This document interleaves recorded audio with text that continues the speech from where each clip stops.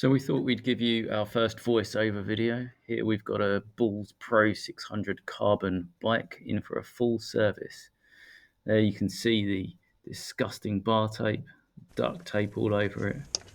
And we had a nice set of 105 pedals on this one with an 8mm hex wrench for the removal of those. They came out nice and smooth, no real problems there.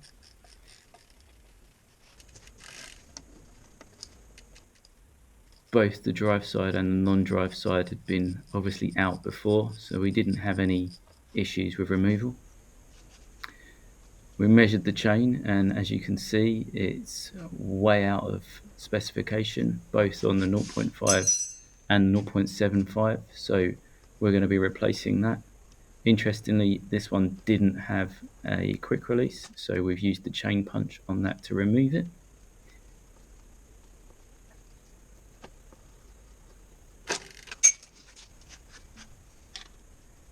Then we come to the crank, and this crank arm, the inner bolt was really tight and the outer one almost not tight at all. The preload on this had been tightened up and was very difficult to remove, but obviously with the removal tool that did come out.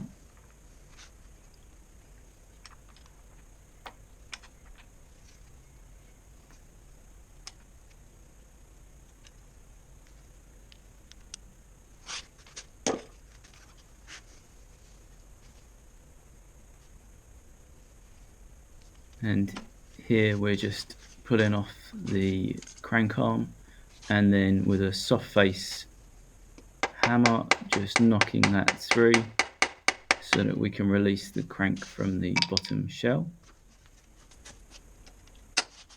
All of the cables on this bike were showing signs of corrosion, so they're going to be cut and removed, and then we stripped off the derailleurs.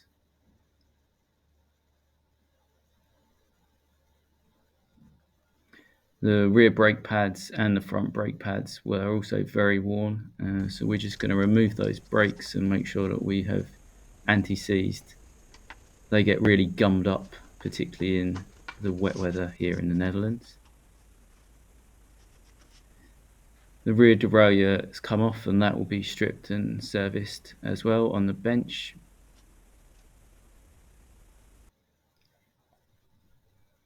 And then these nice Bulls carbon bottle cages, they'll come off, ready for a full frame clean and polish.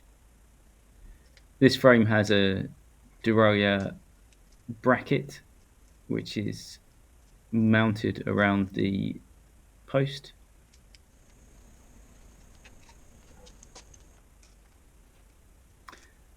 The seat clamp was also quite tight and corroded, so we replaced the bolt in that. And then the front brake was very, very gummed up. Wasn't actually sure if this one was going to come out happily. We sprayed it with some penetrating fluid and then slowly worked it by hand, making sure not to strip the retaining bolt.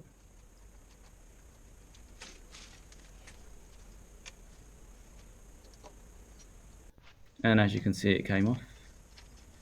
Lovely Fulcrum 1 wheels on this. We'll give these a service when they're off the bike. And then the bottom bracket shell, we weren't intending to replace this, however we stripped it out, and the drive side bearing was very gritty. As you can hear, there's sand and wear in that.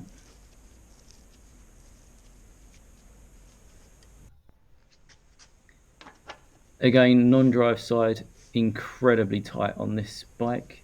We've had to use a breaker bar there, supporting the frame to make sure that we're not stressing it too much, and popping that cup out took quite a lot of force on that one. And then we also revealed that the shell had not been faced, so when we reinstall a new BB, we will face that so that it sits nice and doesn't creak for the customer.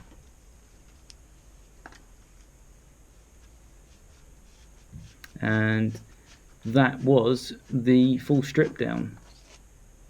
Stay tuned for the next instalment where we'll start to put this one back together. Thank you for watching.